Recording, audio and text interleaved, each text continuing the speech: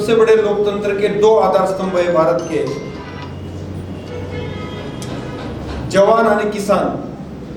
आज तक इन दोनों घटकों को इन राजनीतिक पार्टियों ने, सरकारों ने इनको वंचित रखा, अपने हक से वंचित रखा इनको। तो आज पहली बार हम देश के 80 करोड़ किसान और देश के 5 करोड़ सैनिक परिवार मिलकर मिशन 2024 लड़ने जा रहे हैं। और मुझे उम्मीद है हम किसानों को न्याय देंगे, जवानों को न्याय देंगे, युवाओं को न्याय देंगे, महिलाओं को न्याय देंगे। पूरे देश में एक अच्छा सरकार लाने का हम प्रयास करेंगे पूरे देश के। तो आज हमारे साथ में देश के राष्ट्रीय किसान नेता हमारे रघुनाथ दादा पाटिल साहब उपस्थित है। उनके साथ में नाना शिवाजीराव नानखेले साहब उपस्थित है, बिहार से राय साहब उपस्थित है किसान नेता, और हमारे पूरे अलग अलग राज्यों के सैनिकों के जो अध्यक्ष है, पंजाब से, हरियाणा से, उत्तर प्रदेश से सभी उपस्थित है। आज हमारे national secretary, general secretary Suresh Kumar भी उपस्थित है, वाइस प्रेसिडेंट के नायर साहब उपस्थित है, ट्रेजरर विजय देवसेन। तो आज ये दिन रियली महाराष्ट्र, अपने देश के किसानों के लिए और जवानों के लिए बहुत इंपॉर्टेंट दिन है। आज तक देश के इतिहास में जवान और किसान एक साथ आके कभी भी देश के हित की बात नहीं हुई, पर पहली बार देश के हित में बात होने के लिए जवान और किसान एक साथ आए हुए। और 2024 में मोदी जी को किस तरह से टक्कर देगा, क्योंकि वो कह रहे हैं 400 पार जाने वाला है।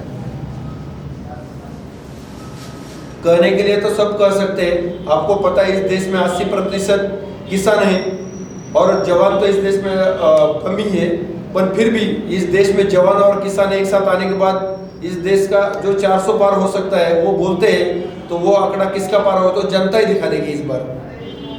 आप लोग किस तरह से अपने आप को मजबूत बना रहे हैं, किस तरह से आगे आपकी तैयारियां क्या हैं?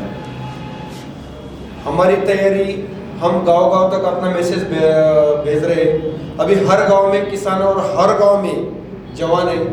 तो ऐसा कोई भी हिंदुस्तान का गांव नहीं जहां जिस गांव में किसान और जवान नहीं है। तो हमारा मैसेज हमने ऑलरेडी पहुंचा हुआ है और उससे हमने सैनिकों को तो पहुंचा है, और वो मैसेज राष्ट्रीय अध्यक्ष रघुनाथ दादा पाटिल साहब अपने तरफ से वो अभी जल्दी से जल्दी भेजे। अभी नेशनल मीडिया आप लोगों को कवर नहीं कर रहा, कैसे देख रहे हो, कैसे? नेशनल मीडिया का सरकार के ऊपर कहीं ना कहीं बहुत सारा प्रेशर है। तो उस प्रेशर की वजह से नेशनल मीडिया देश के बहुत सारे प्रश्न कभी दिखाती नहीं है, क्योंकि अंडर प्रेशर में काम करे।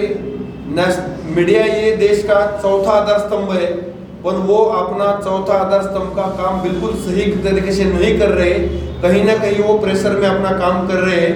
तो उन्होंने दिखाया नहीं दिखाया, तो हमारे पास सोशल मीडिया बहुत अच्छा है और हम किसान जवान होने के नाते हमारा कंटेंट बहुत अच्छा है। तो हमें वो आ गए तो बहुत अच्छा, नहीं आ गए तो उससे कोई फर्क नहीं पड़ने वाला। आपको ऐसा क्यों लग रहा है कि नेशनल मीडिया सही काम नहीं कर रहा है? बिल्कुल लग रहा है। लास्ट टाइम पे हमने पत्रकार परिषद लिया था नेशनल प्रेस क्लब में, तो हमने उनको न्योता दिया था, तो उसमें कोई भी नेशनल मीडिया आया ही नहीं है, क्योंकि उनको बहुत प्रेशर है। कल भी हमने बात रखी थी कनॉट प्लेस में, तो वो तो डिलीट ही किया है उसमें इससे। तो कहीं ना कहीं उनको डर लग रहा है कि देश की जनता अभी कुछ, उनको मूड अलग ही है, पर वो मूड देश के सामने नहीं लेके आना, तो इसलिए नेशनल मीडिया सबको अवॉइड कर रही है। पर उन्होंने अवॉइड करने से और ये करने से कोई फर्क नहीं पड़ता। सोशल मीडिया बहुत स्ट्रांग है। नेशनल मीडिया से फास्ट मैसेज आज गाँव में सोशल मीडिया पहुँचती है। तो नेशनल मीडिया के ऊपर ज़्यादा मुझे भी उचित नहीं लगता, क्योंकि नेशनल मीडिया बिका हुई है, पूरा देश को पता है। तो इसलिए उनसे ऊपर ज़्यादा बहस करना कोई मतलब ही नहीं इस चीज़ का। अभी आप कहते हैं कि नेशनल मीडिया के ऊपर प्रेशर है, क्या प्रेशर है, किस तरह का प्रेशर? नेशनल मीडिया का प्रेशर है, तभी तो वो आते नहीं है ना।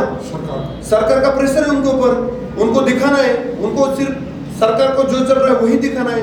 उनको देश के किसानों का, जो आज देश के किसान इतने मर रहे हैं, जो आज जवान सफर कर रहे हैं, महिलाओं के ऊपर अत्याचार हो रहा है, वो उसके बाद में जो हमारे 9 सैनिक जिनको कतार में फांसी की सजा सुनाई थी, एक भी मीडिया ने उसको ढंग से दिखाया नहीं है। क्योंकि जो नेशनल मुद्दे है वो कहीं दिखाते नहीं वो, क्योंकि सरकार की छवि खराब हो जाएगी, सरकार पूरी गिर जाएगी। इनकी जमानत जब्त हो जाएगी, फिर धर्म का काम फेल हो जाएगा, तो इसीलिए वो दिखाते नहीं है। कतर के अंदर जो फांसी सुनाई गई थी वो कहीं ना कहीं मोदी जी ने अपने प्रयास किया तो क्या उनको फांसी की सजा टल गई है वो? हाँ, फांसी की सजा टल गई तो पूरा नेशनल मीडिया ने कहा उसको उठाया, लेकिन वो काम तो मोदी जी ने किया ना। उसको उनका काम है वो करना, वो देश के प्रधान है तो उनकी जिम्मेदारी है करना। उन्होंने किया तो बहुत अच्छी बात है, उनको छुड़ा के देश में लाना भी उनकी जिम्मेदारी है, उन्होंने लाना चाहिए। नहीं, वो प्रयास में तो लगे हैं पहले, बहुत अच्छा है, उसके लिए हम भी सराहना करते हैं कि वो प्रयास में लगे हुए। तो अब पूरा राम राज आने वाला है, अयोध्या मंदिर का निर्माण हो गया, उसके बाद पूरा राम राज आने वाला है। राम राज्य तो आएगा तो अपन वो नहीं लाएंगे ना, राम राज्य लाएगा तो देश के सब कुछ जवान और किसान लेके आ जाएंगे। मोदी जी ला रहे हैं। वो बोलने की बात है ना, बगल में छुरा और मुंह में राम बोलते हैं, तो वो बात चल रही है। ये बात किसके लिए कह रहे हो आपके बगल में छोरी मुंह में राम? जिन्होंने राजनीति में इन्होंने राजनीति करना चाहिए, जर इन्होंने राजनीति करने के लिए इन्होंने धर्म का सहारा लिया तो उन्होंने झोला लेके उन्होंने डायरेक्ट अयोध्या में बैठना चाहिए, किसी क्षेत्र में जाके बैठना चाहिए। जब आपको राजनीति इसलिए करना चाहिए, देश में रोजगार, देश में युवाओं का समस्या, किसानों की समस्या, डेवलपमेंट, इसके ऊपर बात करनी चाहिए। और ये जितने भी चैनल है 99% सिर्फ धर्म के बात चल रही है। आज कितने दिन से, पिछले 6 महीने से धर्म के ऊपर बात चल रही है। 90% धर्मों के ऊपर और बाकी 5% 10% इतर बात चल रही है देश में। देश के सैनिकों के लिए आपने अपना क्या प्लान बनाया है कि आपकी पार्टी देश के सैनिकों के लिए क्या करने वाली है? देश के पूरे सैनिकों का सबसे बड़ी समस्या है वो आरोपी की, सैनिकों की सम्मान की है, और जो हमारी वीर नारी है उनको जो मुआवजा मिलना वो समस्या है उनकी, तो हम उनको देके रहेंगे। हमें राजनीति में किसानों को और जवानों को आने की जरूरत इसलिए पड़ी है कि इन्होंने 76 साल में कुछ किया ही नहीं है हमारे लिए खास। आज हमारे दूध का भाव 26 रुपए लीटर महाराष्ट्र में दूध बिक रहा है, और पानी की बोतल आपकी हिमालय की 60 रुपए बिक रही है। तो उस सरकार को शर्म आना चाहिए, जिसको अमृत बोलते हैं ना दूध को, वो किसानों को कितना मेहनत लगती है उसको करने के लिए, तो उसका रेट कितना है? 26 रुपए लीटर गाय के दूध का। तो इसलिए इन्होंने हमें नजरअंदाज किया।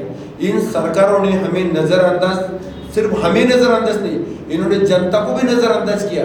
इन्होंने जनता को ये क्या सोचते हैं, ये तो हमारे टुकड़े पे जीने वाली जनता है, हम तो अभी इलेक्शन में टुकड़ा फेंकेंगे तो फिर हमें जीत के दे देंगे। इन्होंने अंडर एस्टिमेट किया पूरे देश की 140 करोड़ जनता को, तो 140 करोड़ जनता इस बार इनको दिखाएगी। क्या चीज दिखाएंगे, किस तरह से दिखाएगी? इलेक्शन से दिखाएगी ना। अपना लोकतंत्र है, अपने इसमें लोकतंत्र है, और लोकतंत्र में हम बैलेट से दिखा देंगे इनको। देखो इस बार कितने ईवीएम हैक करते हैं और इतना कितने ईवीएम को ये करते हैं, तो हम हर ईवीएम पे, हम हर यहाँ मेरे देश के पूरे सैनिक और किसान, हम उसका प्रहारा देंगे, उसकी हम सिक्योरिटी हम करेंगे। हमें इनकी यंत्रणा पे भरोसा नहीं है, क्योंकि जब ये हम वोटिंग करके इनके पास भेजते तो ये चेंज करते हैं, यहाँ से गायब करते। देश में कई लाखों ईवीएम गायब हुई थी, तो क्यों गायब हुई थी? ये किसका काम है? निष्पक्ष करना सरकार का काम है, पर सरकार निष्पक्ष करती नहीं है। मतलब ईवीएम पे भरोसा नहीं है, ईवीएम पे बिल्कुल भरोसा नहीं है। चुनाव आयोग कह रहा है कि ईवीएम बिल्कुल सही है, उसके अंदर किसी तरह की कोई सेटिंग नहीं होती। चुनाव आयोग को नियुक्त करने वाला सरकार है, तो इसलिए चुनाव आयोग को भी प्रेशर में आके वही बात बोलना पड़ेगा। चुनाव आयोग टीएन सेशन जैसा काम नहीं कर रहा है। जो टीएन सेशन ने दिखा दिया चुनाव आयोग की पावर, वो चुनाव आयोग ये नहीं दिखा पा रहे। तो जो सरकार बोलेगी वही चुनाव आयोग बोलेगी। किस तरह से विरोध करोगे अगर पहले ईवीएम से ही चुनाव करोगे?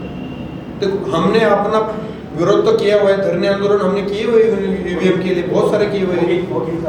हमने वकील साहब ने भी उसमें पूरे देश ईवीएम के खिलाफ है। जिस देश में ईवीएम का इन्वेशन हुआ था वो देश में ईवीएम नहीं चल रहा है, वो हमारे देश में ईवीएम लगा हुआ है। क्या मतलब है इस चीज का? अरे बैलेट से चुनाव